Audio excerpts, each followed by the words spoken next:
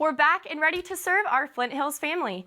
Today we'll look into agronomy at K-State and crop harvests across the state of Kansas. And a special guest joins us for an update on K-State sports.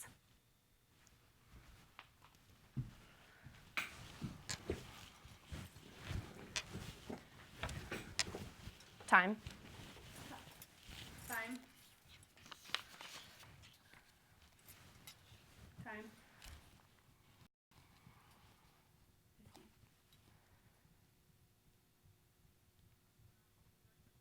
Coming out on 2.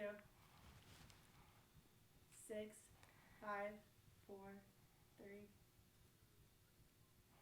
Welcome to MHK All Day. I'm Gretchen Kanan. Yesterday, a photo went viral of 2 students who were wearing black face masks. One of the girls' picture was former K-State student Paige Shoemaker.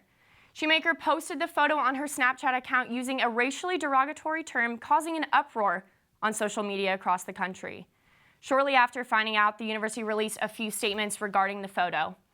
Dean of Student Life, Dr. Pat Bosco said, quote, "There's no place for racism at our university." He later went on to say, quote, "K-State prides itself on being one family, no matter your race, ethnicity, gender, sexual orientation, or abilities." The university added that Shoemaker is no longer enrolled at Kansas State. The K-State Student Code of Conduct currently does not have any restrictions or mention racist or racially sensitive actions. Is your teenager feeling under the weather? Maybe he or she should stay home. Manhattan High School officials are asking students with flu-like symptoms to stay home after an unknown illness swept through the student body. More than 150 students and faculty have been sent home with similar symptoms. The school advises students who seem sick to stay home for at least 24 hours, even after they are symptom-free. Other cases of the mystery illness have been reported at elementary and middle schools in the area. The cause of this outbreak is still unknown, but the Riley County Health Department is continuing their investigation. Parents and students are advised to take necessary precautions to avoid contracting the illness. We will continue to update you on our Facebook page as we know more. Anyone who knows Kansas knows that farming is a leading industry here. Kansas State University has programs in place to help get students out into the field. Earlier this week, I visited with Dustin Ritter, the manager at the North Agronomy Farm at K-State, where many students can learn more about farming techniques.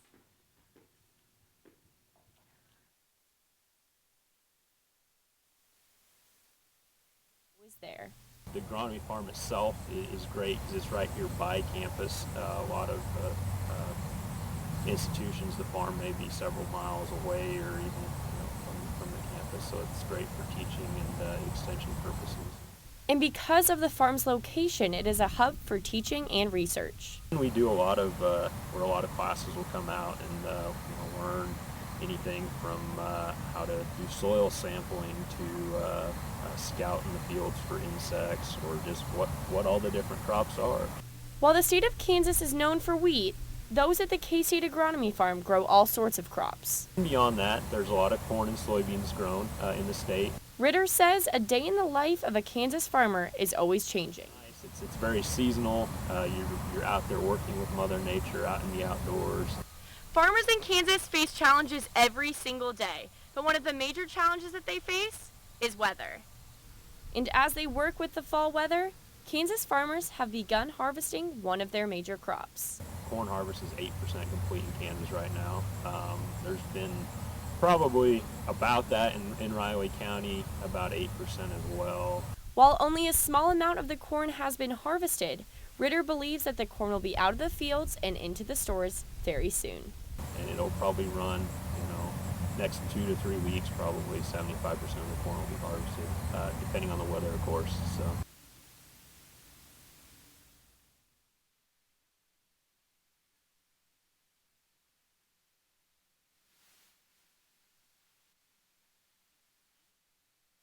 Mostly sunny skies ahead with the next few days. A new documentary airing on PBS stations this week explores the powers of mathematics through the education of students of the Navajo Nation. Reporter Vanessa Vlasic has more details. Film Navajo Math Circles presents the similarly named outreach program, a collaboration between K-12 Navajo educators and university faculty from around the country. The goal for the program is to ignite a passion for math at a young age. Math circles are a more informal and fun way to learn about mathematics. We're not so much on, we're going to improve test scores. We're more on, we're going to improve motivation, and we're going to get people aware that there are opportunities for career and life choices in math and science, and that this is something that people can do, and that it's maybe not what they necessarily see from school, that there's other, more playful things that you can do with it. Organizers also hold yearly math festivals, summer camps, and conduct mentoring programs for students. Teachers are also provided professional development in mathematics and training to implement these programs within their local schools. The Navajo Nation is home to over 200,000 people, with an estimated 43% living below the federal poverty line.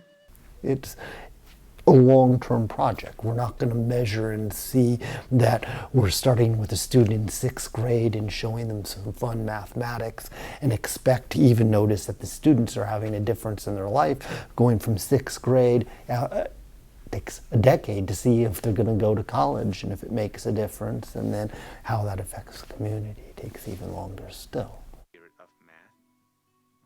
The documentary is currently airing on PBS stations around the country. More information on the film and the Math Circles program can be found at navajomathcircles.org. As the home football season approaches, many fans won't only be getting ready for the big game, but also tailgating. But do you know ways to tailgate safely? MHK All Day reporter Alexis Lacey has more.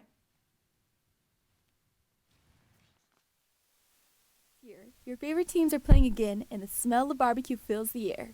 You know the signs, it's tailgating season.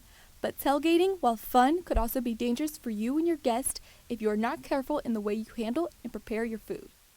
Kansas State Research and Extension Associate Karen Blakesky says by keeping a few guidelines in mind, you and your fellow tailgaters won't be unintentionally sidelined because of exposure to foodborne illness. For those on the starting line of food preparation, it is especially important to pay attention to the temperatures in which you grill your meats.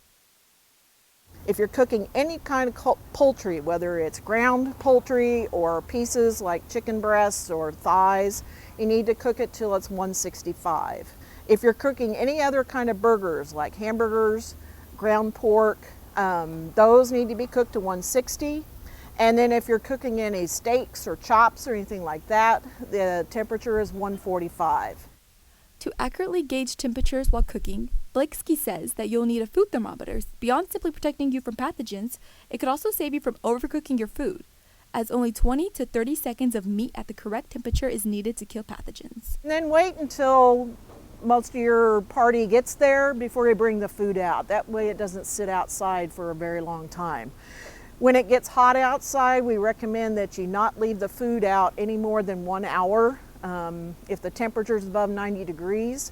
If it's cooler than that, you can leave it out for about 2 hours. And then after that, you really need to get it back in the ice chest. While the temperature of food is important, washing hands is also vital when handling raw foods. Blakesky recommends bringing a solution of soap and water mixed together to keep your hands clean, as hand sanitizer alone is not an effective substitute. Blakesley also says it might be a good idea to have 3 ice chests with plenty of ice on hand for raw meat, leftovers, and drinks. Be sure to click that like button on Facebook for the latest news around Manhattan. We'll be right back.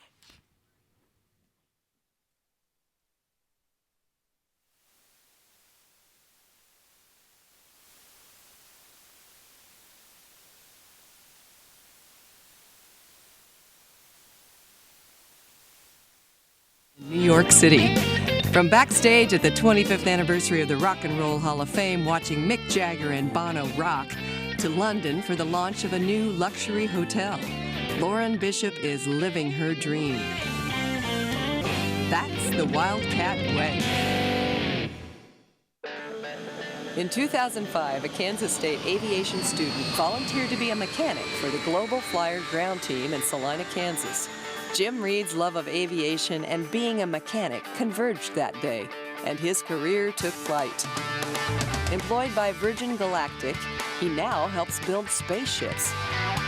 Spaceships for those who want to see planet Earth like an astronaut.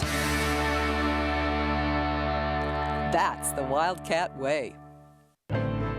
A Wildcat legacy from generation to generation. Where my grandfather went to school. Where my mother went to school. It's a legacy scholarship program started by the K-State Alumni Association, specifically for the children and grandchildren of K-State alumni.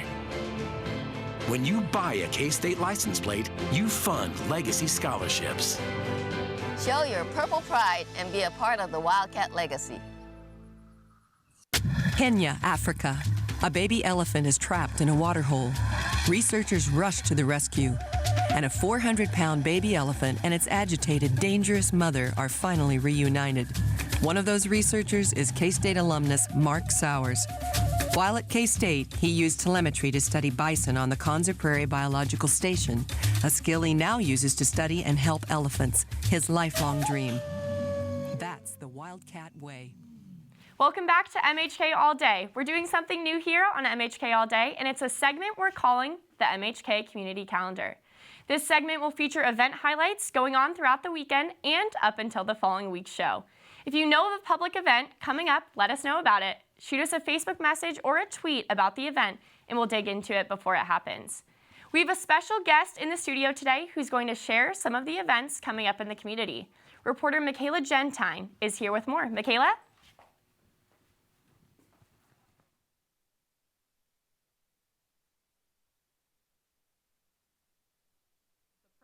Of the Manhattan Area Chamber of Commerce, here to discuss a few key things going on in the community, maybe some businesses. Very first question, what do you like about your job? I like all the activities I get to be part of, including being here today. But the opportunity we have is at the Chamber of Commerce is we get to promote businesses, but we also get to promote activities for visitors, students, and people that come and live in the area. So it's a fun job, and it's a lot of work, but there's a lot of great things happening in Manhattan. So I enjoy what I have to do every day. Okay, so the Chamber of Commerce is really involved basically in just making sure all the businesses around the community are performing the way they're expecting to, that kind of thing? Well, we actually have three areas that the Chamber works on. One is economic development, and that encourages local businesses to expand and grow, as well as attracting new business and industry. The other is our Convention and Visitors Bureau, and during our Convention and Visitors Bureau, we're attracting visitors and conferences to come to our community. And then the third part that the Chamber does is we really work with our local businesses to help to improve the business climate in our area. Okay. Would you say there are any events coming up very quickly that are good for the community, like, say, tonight? Well, tonight is the second night of Purple Power Play in the park. And so at City Park, it's a free event. There's a lot of booths and activities that go on. The K-State basketball men's and women's team will be there tonight, the band, cheerleaders, Willie, and also there'll be a great fireworks display, and it's all free. So we encourage people to come out to the park tonight because that'll be a lot of fun. And of course, tomorrow is the K-State football game. So that's the first home game of the season, and we're looking forward to welcoming 50,000 people to Bill Snyder Family Stadium. So lots of great activities. All right, perfect. Thank you so much, Lyle. We'll switch it back over to Gretchen. Thanks, Michaela, so much for that update. We're going to take a quick break, and we'll be right back. From the Little Apple to the Big Apple, through internships, networking, and great professors, Lauren Bishop landed the job of her dreams, working with entertainers and celebrities for a PR firm in New York City. From backstage at the 25th anniversary of the Rock and Roll Hall of Fame, watching Mick Jagger and Bono rock, to London for the launch of a new luxury hotel, Lauren Bishop is living her dream. That's the Wildcat Way. In 2005, a Kansas State aviation student volunteered to be a mechanic for the Global Flyer ground team in Salina, Kansas. Jim Reed's love of aviation and being a mechanic converged that day, and his career took flight. Employed by Virgin Galactic, he now helps build spaceships.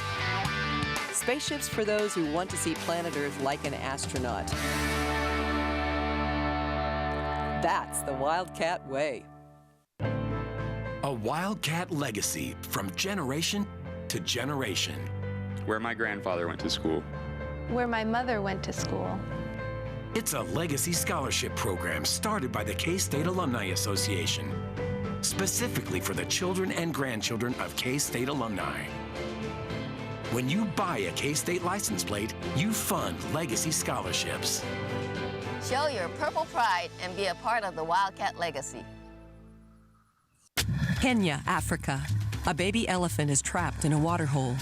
Researchers rush to the rescue, and a 400-pound baby elephant and its agitated, dangerous mother are finally reunited.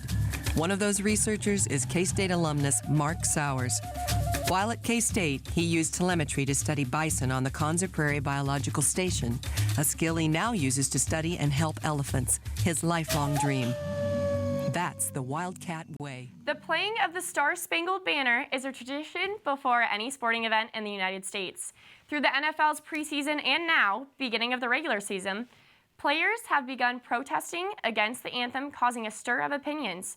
Sports reporter Juan Cisneros spoke with special group leaders to get their take on this controversy. Colin Kaepernick of the San Francisco 49ers began sitting and kneeling through the pregame Star-Spangled Banner, stating, "I am not going to stand up to show pride in a flag for a country that oppresses black people and people of color." Kaepernick's protest has been subject to a number of opinions, especially between veterans and African Americans. The initial reaction all around was a lot of people were angry about it, and I think initially I was a little angry about it too, but that changed over time.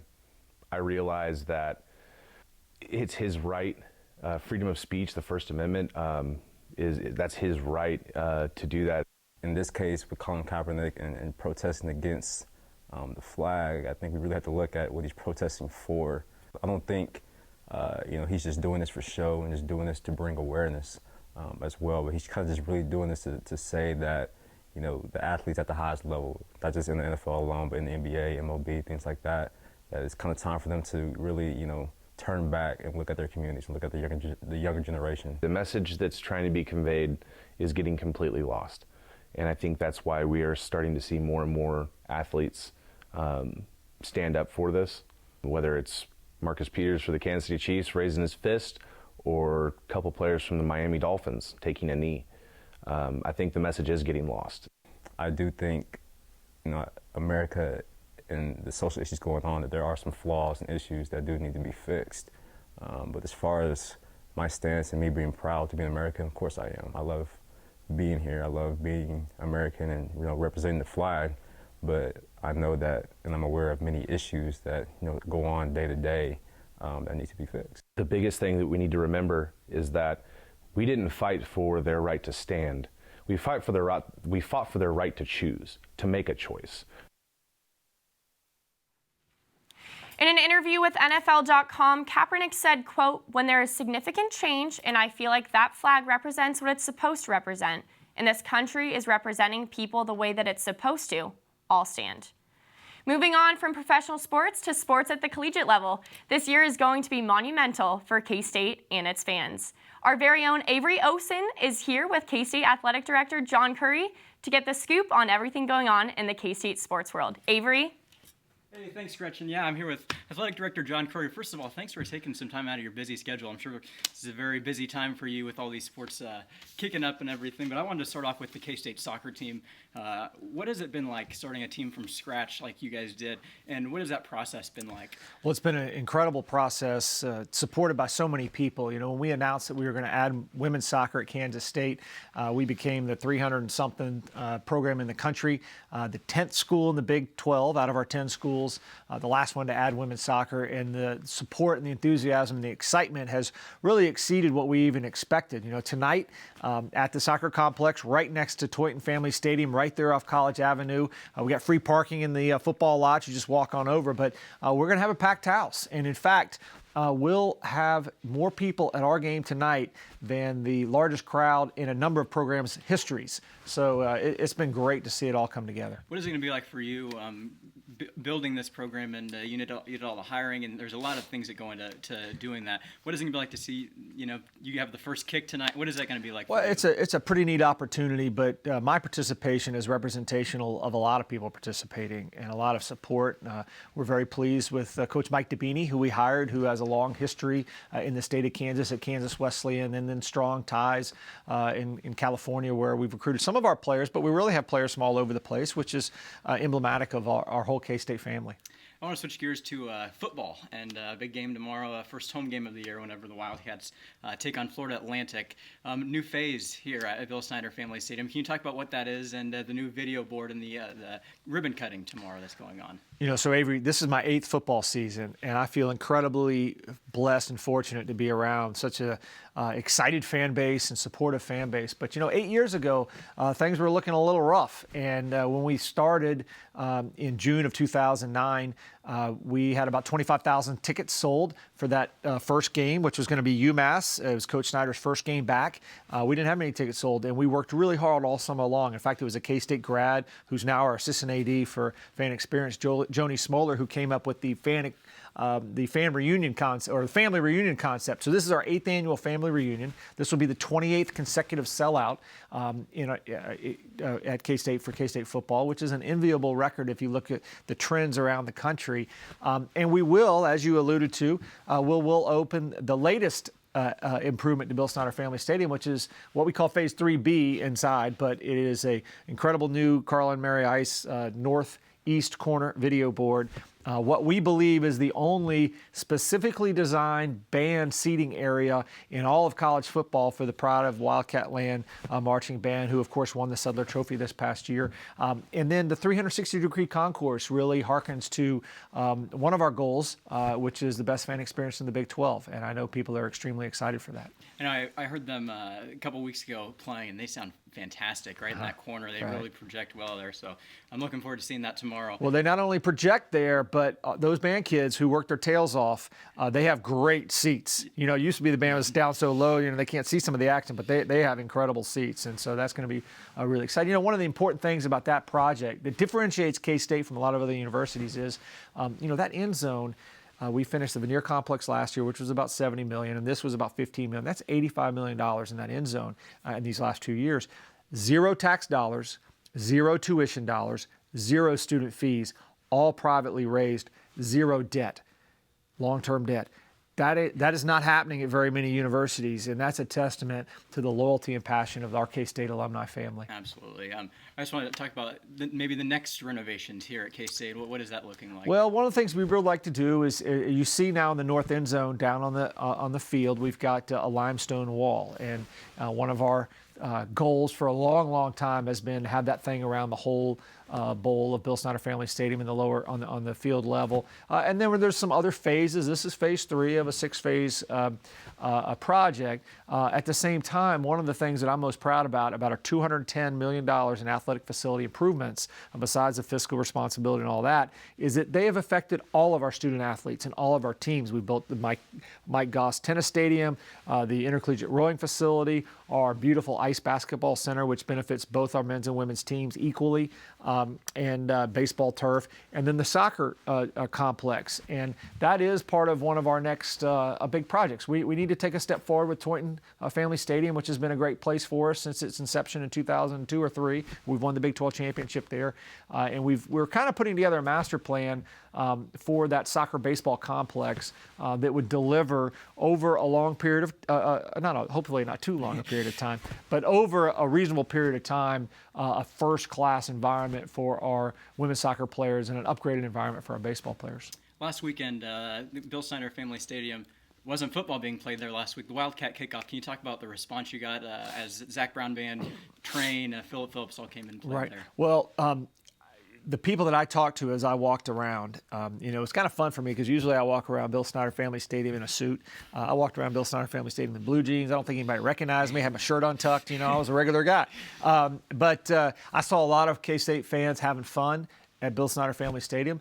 And we saw a lot of people in the building who maybe hadn't been to a K-State football game, but they came to Manhattan for the first time, came to our stadium for the first time, and saw a really first-class environment. Saw a lot of students there, had a lot of great comments, and it looked great. If you look at after dark when the lights went down, you got all the video boards and the sound and light, and it was an exciting atmosphere. And we were really fortunate that we were able to pull that off. Coach Snyder was very accommodating with that open date. But one of our goals that we've talked about for K-State athletics is our goal number 2. Coach Snyder has 16 goals. I only have 5 because he's been there longer. But goal number 2 is value to the university, community, and state. And so adding that concert to our community was part of our mission to provide value to our university, community, and state. Lots of big things happening this year in sports. Thanks for taking some time out of your Thanks, schedule Avery. to be with Appreciate us. it.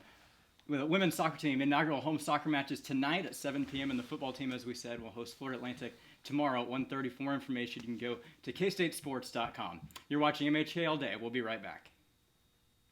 From the Little Apple to the Big Apple, through internships, networking, and great professors, Lauren Bishop landed the job of her dreams, working with entertainers and celebrities for a PR firm in New York City. From backstage at the 25th anniversary of the Rock and Roll Hall of Fame, watching Mick Jagger and Bono rock, to London for the launch of a new luxury hotel, Lauren Bishop is living her dream. That's the Wildcat Way. In 2005, a Kansas State aviation student volunteered to be a mechanic for the Global Flyer ground team in Salina, Kansas. Jim Reed's love of aviation and being a mechanic converged that day, and his career took flight. Employed by Virgin Galactic, he now helps build spaceships. Spaceships for those who want to see planet Earth like an astronaut.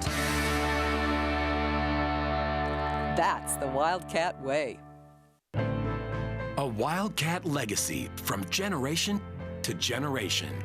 Where my grandfather went to school. Where my mother went to school. It's a legacy scholarship program started by the K-State Alumni Association, specifically for the children and grandchildren of K-State alumni. When you buy a K-State license plate, you fund legacy scholarships. Show your purple pride and be a part of the Wildcat legacy. Kenya, Africa. A baby elephant is trapped in a waterhole. Researchers rush to the rescue, and a 400-pound baby elephant and its agitated, dangerous mother are finally reunited. One of those researchers is K-State alumnus Mark Sowers. While at K-State, he used telemetry to study bison on the Konza Prairie Biological Station, a skill he now uses to study and help elephants, his lifelong dream. That's the Wildcat Way. We're back on MHK All Day, and I'm here with our sports guy, Avery Osen. Avery, what are you looking forward to most about this first home game that we have tomorrow? Yeah, Gretchen, big game for K-State tomorrow as they take on Florida Atlantic. It's been a long time coming. It really has, We're in yeah. the mid-September, and I know fans are getting anxious. They didn't play last week. They had that bye week, so I'm just looking forward to seeing the team play, and I know the atmosphere is going to be great for tomorrow. Yeah, I know. I'm going to be so excited too, and I'm sure the new guys are just really looking forward to running out of the tunnel for the first time, and so I can't wait for it. Yeah, as Mr. Currie said, I'm sure seeing the new phase will be really cool to see Yeah. with the video board. Thanks, guys, for tuning in. We really appreciate it, and we'll be right back next Friday at 11:45. In the meantime, go like us on Facebook and follow us on Twitter for all the news here at K-State. See you next week.